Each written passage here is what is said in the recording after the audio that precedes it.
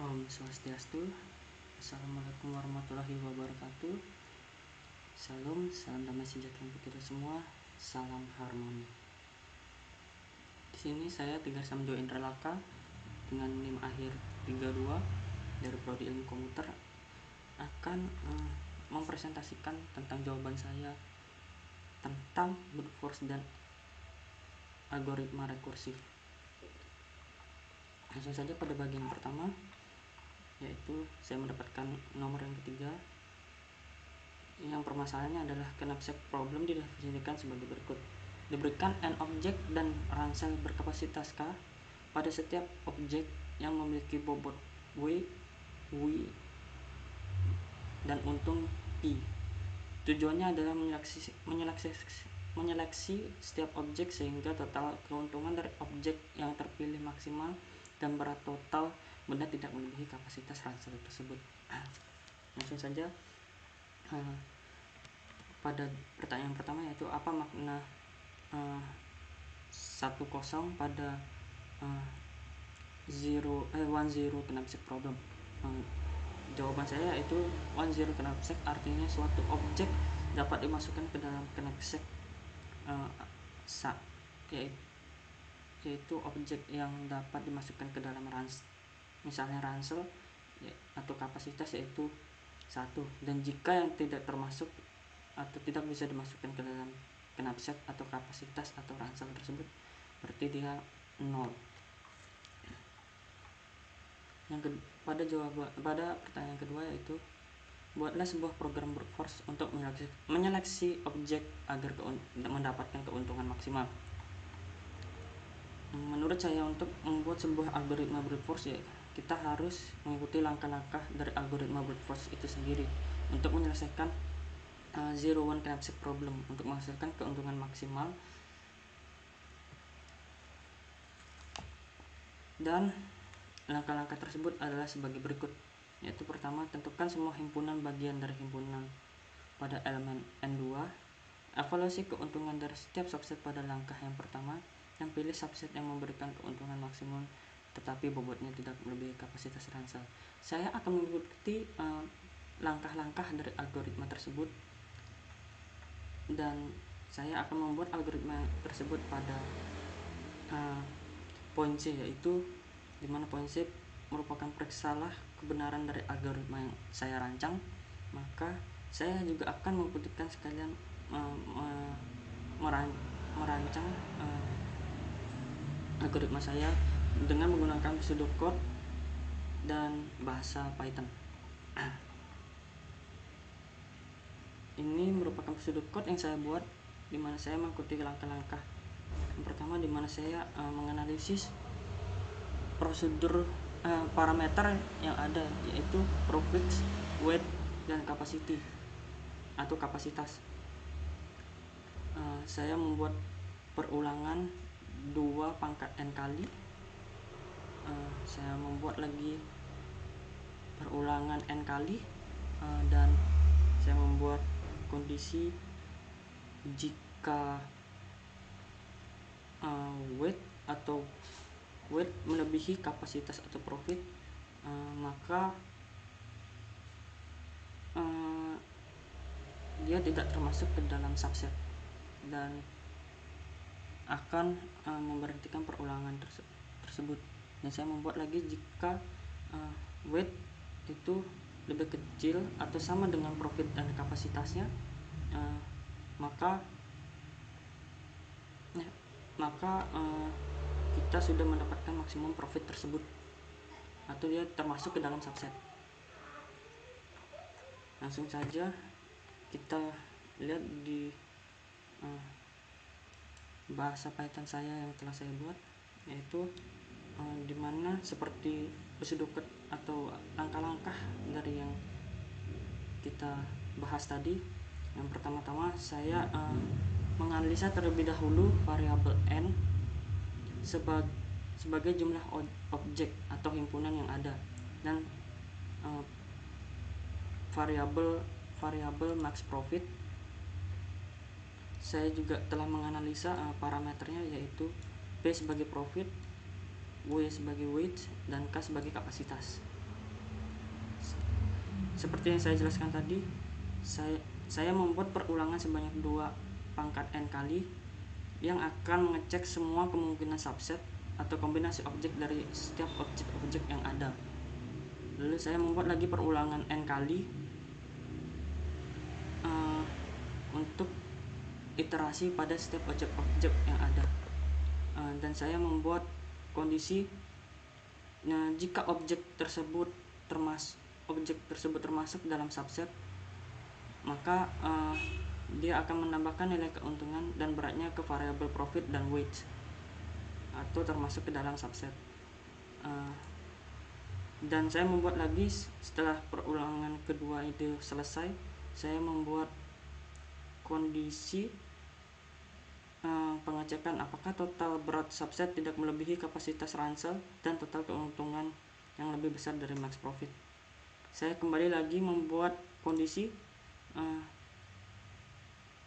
dimana jika iya total berat subset tidak melebihi atau total weight tidak melebihi profit dan kapasitas ransel dan total keuntungan lebih besar dari maksimum profit, maka kondisinya akan memperbarui nilai maksimum profit dengan nilai total keuntungan subset tersebut. Setelah semua kemungkinan subset telah diperiksa, saya membuat return max profit atau untuk mengembalikan total maksimum profit sebagai output dari fungsi knapsack problem knapsack brute force tersebut. Langsung saja akan saya coba untuk mengeprintnya, dimana profitnya 3, 5, 8, 4 dan 10 dan weightnya 2, 4, 5, 4, 3, 9 dengan kapasitas yaitu 20. Dia akan mengeprint maksimum profit yang akan didapat dengan mengecek semua subset yang ada. Itulah rancangan algoritma yang saya buat dan pembuktian yang saya buat. Namun pembuktian saya masih belum cukup. Saya juga akan membuktikannya dengan menghitung semua subset yang ada pada point D, dimana point D itu memberikan 5 objek dan sebuah ransel berkapasitas K sama dengan 20. Dan saya akan melengkapi tabel berikut untuk menjelaskan karakteristik dari setiap objek. Nah, ini merupakan tabel yang telah saya buat dengan juga kapasitasnya yaitu 20, sama seperti yang saya jelaskan pada bahasa Python saya tadi. Nah, saya akan membuktikan lagi kembali dengan menghitung subset yang ada. Dikarenakan subset dari objek atau item yang ada adalah 5, maka n sama dengan 2 pangkat 5, dimana itu berarti n sama dengan 3, dan maka total subset yang ada itu 32. Berikut tabel untuk item pada ransel saya, dimana saya sudah menghitung setiap subset dan atau setiap kemungkinan yang ada pada objek tersebut dan mendapatkan hasil yang sama dengan bahasa Python yang saya gunakan tadi. Lalu next pertanyaan berikutnya itu, hitunglah kompleksitas waktu algoritma dari rancangan saya. Kompleksitas waktu algoritma yang saya rancang adalah untuk algoritma brute force itu maksud saya big O n kali 2 pangkat n, dimana n itu merupakan jumlah item dalam knapsack atau setiap objek yang ada. Hal ini disebabkan oleh 2 loop yang dilakukan. Loop pertama memiliki kompleksitas waktu 2 pangkat n, sedangkan loop kedua memiliki kompleksitas waktu n. Oleh karena itu total kompleksitas waktu adalah big O n big O n kali 2 pangkat n, dan ini membuat algoritma brute force tidak efisien ketika jumlah item dalam knapsack itu cukup besar. Maka karena ada 5 objek, maka kompleksitas waktunya adalah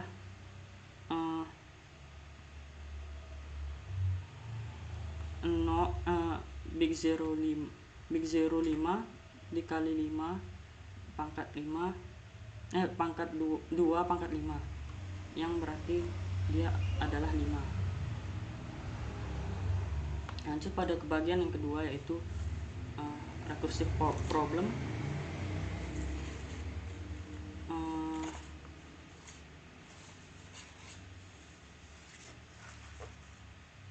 Pada bagian kedua, yaitu recursive problem, saya mendapatkan nomor yang ketiga, di mana kasus studinya yaitu algoritma pencarian biner bekerja dengan cara berulang kali membagi array yang diurutkan menjadi 2 dan membandingkan elemen tengah dengan nilai target.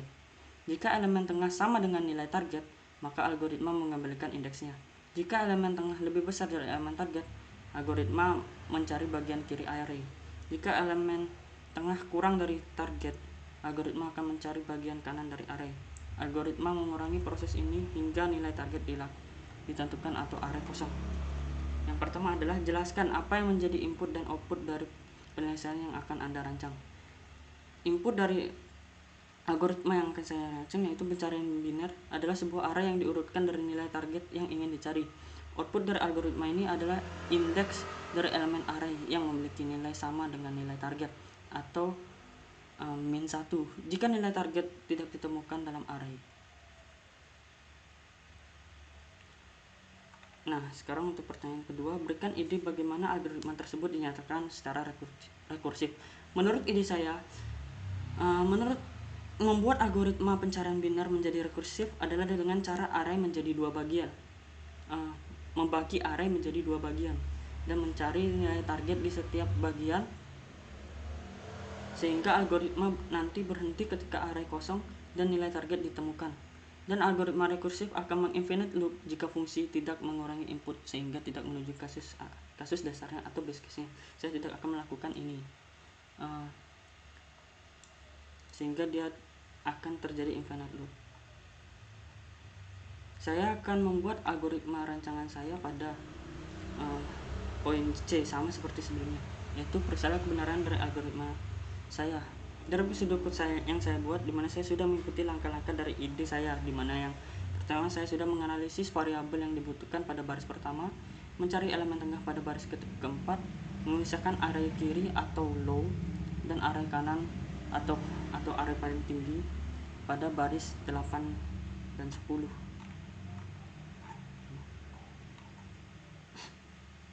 Saya sudah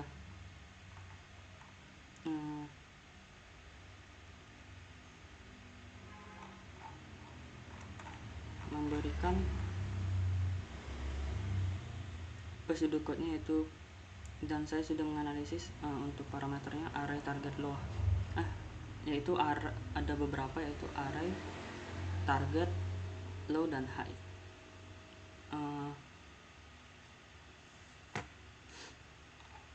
Saya lupa untuk memberikan tidak. Namun saya juga akan memeriksa kebenaran dari prosedur code saya dan membuktikannya dengan metode induksi. Berikut saya lampirkan cara-cara pembuktian berdasarkan induksi menurut saya. Basis pertama, langkah-langkah induksi itu ada 4, yaitu basis induksi, hipotesis, tahap induksi, dan kesimpulan induksi. Langsung saja kita bahas, yaitu yang pertama basis induksi. Untuk array dengan nilai 1 elemen, jika elemen sama dengan nilai target, algoritma mengembalikan indeksnya. Jika tidak, algoritma mengembalikan min 1 arraynya, dan ini merupakan basis induksi dari algoritma pencarian biner. Yang kedua, anggaplah algoritma pencarian biner berhasil untuk array dengan ukuran n kurang dari atau sama dengan kapasitasnya. Kita akan membuktikan bahwa algoritma tersebut juga berhasil untuk array dengan ukuran n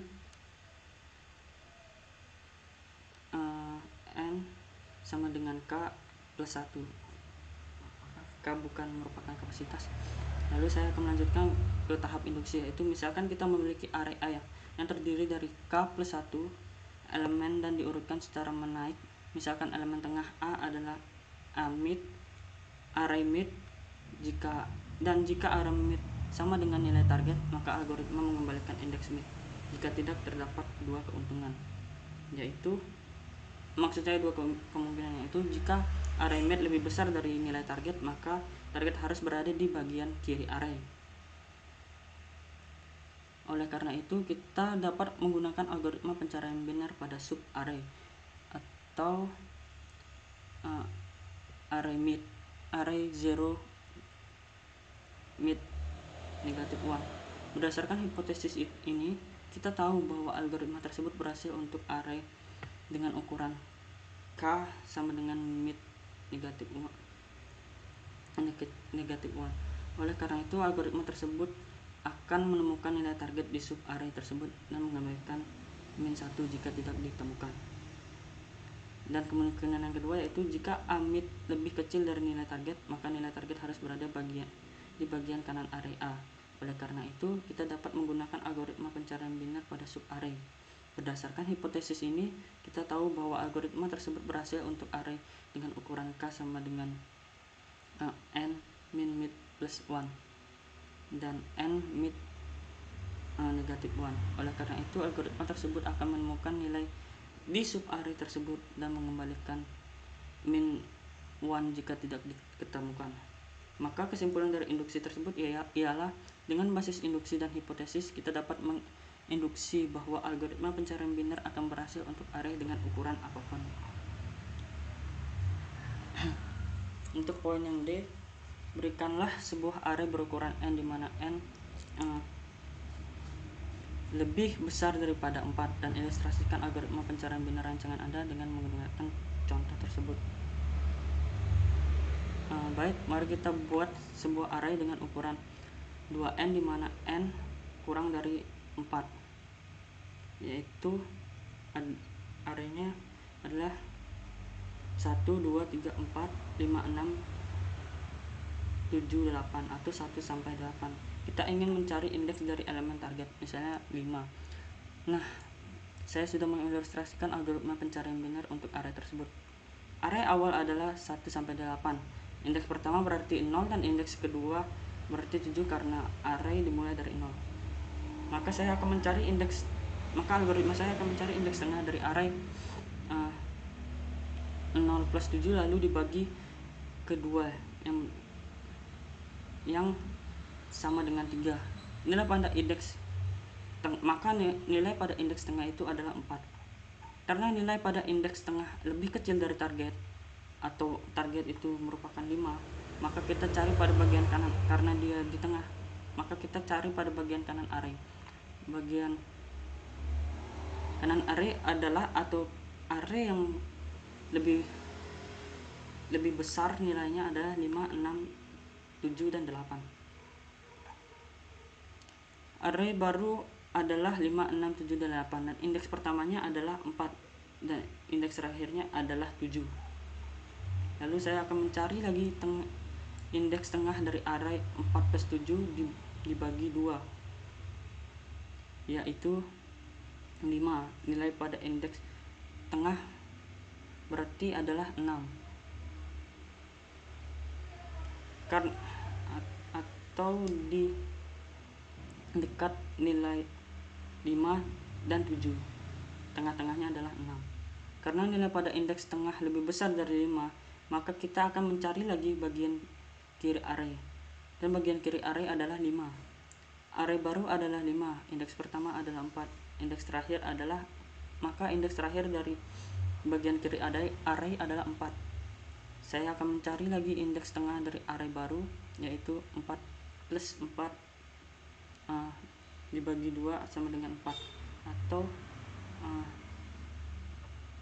nilai pada indeks tengah adalah 5. Kita telah menemukan target pada indeks 4. Kita akan kembalikan indeks 4 sebagai hasil.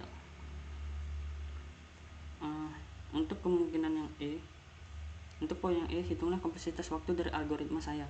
Saya telah menghitung algoritma waktu dan cara mencari elemen pada array menggunakan algoritma binary search dengan kompleksitas waktu big O log n dapat dilakukan dengan langkah-langkah yang telah saya buat, yaitu Fn sama dengan 1 dan N sama dengan 1 plus 1 kali 1 plus F N per 2 atau dan N lebih besar dari 2. Dengan mengulang substitusi tersebut, dengan mengulang substitusi Fn sama dengan 1 plus F N per 2, maka kita akan mendapatkan 1 plus Fn per 4. Mengapa F ini menjadi N per 4? Dikarenakan F sama dengan F itu kan N per 2, maka kita harus mengalihkan N per 2 dengan 1 per 2 supaya kita bisa mendapatkan N per 4. Lalu sama seperti yang sebelumnya kita mendapatkan Fn per 8, berarti kita harus mengkalikan lagi Fn per 2 dengan 1 per 2 dan dengan 1 per 2 lagi, dimana kita akan mendapatkan Fn per 8, sehingga kita mendapatkan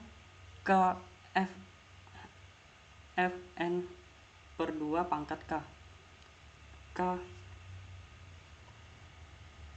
dan K plus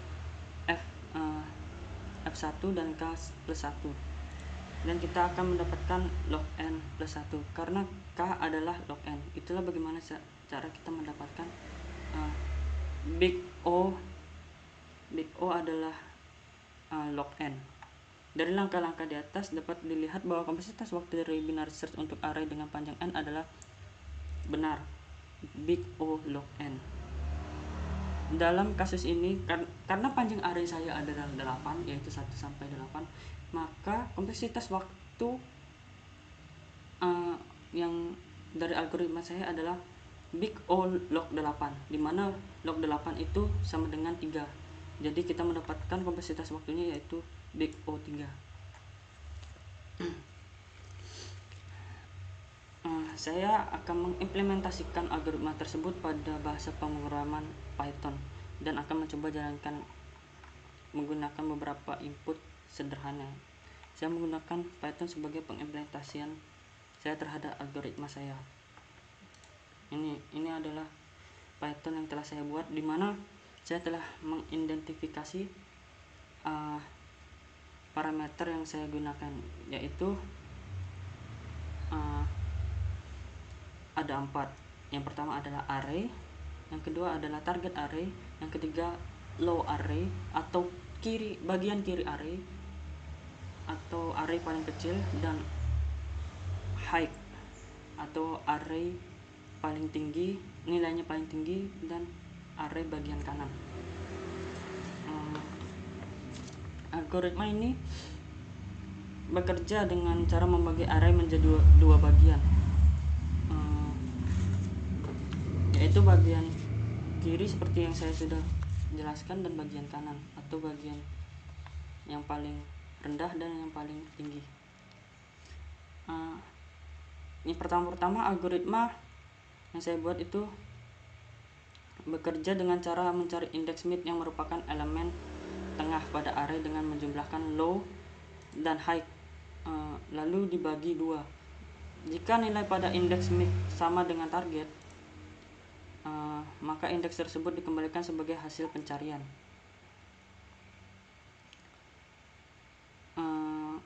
Dan dilakukan pada bagian kiri array dengan memanggil fungsi binary search dengan argumen low dan mid dikurangin 1. Dan saya membuat lagi kondisi di mana jika nilai pada indeks mid lebih kecil dari target, maka pencarian dilakukan pada bagian kanan array atau high array dengan memanggil fungsi binary search dengan argumen mid plus 1. Dan jika high lebih kecil dari low, maka fungsi akan mengembalikan nilai min 1 yang menandakan bahwa nilai target tidak ditemukan pada array. di mana array saya ada 1 2 3 4 5 6 7 8 dan targetnya ada 5 dan kita menemukan target pada indeks yang keempat. Seperti itu pengimplementasian untuk bahasa Python saya. Yang terakhir yaitu apakah algoritma Anda dapat diubah menjadi algoritma brute force? Jika iya, jelaskan bagaimana, dan jika tidak, jelaskan mengapa. Menurut saya, algoritma pencarian biner tidak dapat diubah menjadi algoritma brute force karena cara kerjanya memanfaatkan sifat array yang diurutkan algoritma brute force dan akan mencari target dengan mengecek setiap elemen satu per satu, dimulai dari indeks 0 hingga indeks n-1, yang tentu saja membutuhkan waktu yang lebih lama, terutama pada array yang berukuran besar, dan juga oleh karena perbedaan kompleksitas waktu itulah yang menjadikan dan dasar saya mengapa algoritma binary search dengan recursive tidak dapat diubah menjadi algoritma brute force. Sekian video presentasi saya untuk dan kelompok saya untuk tugas algoritma brute force dan recursive.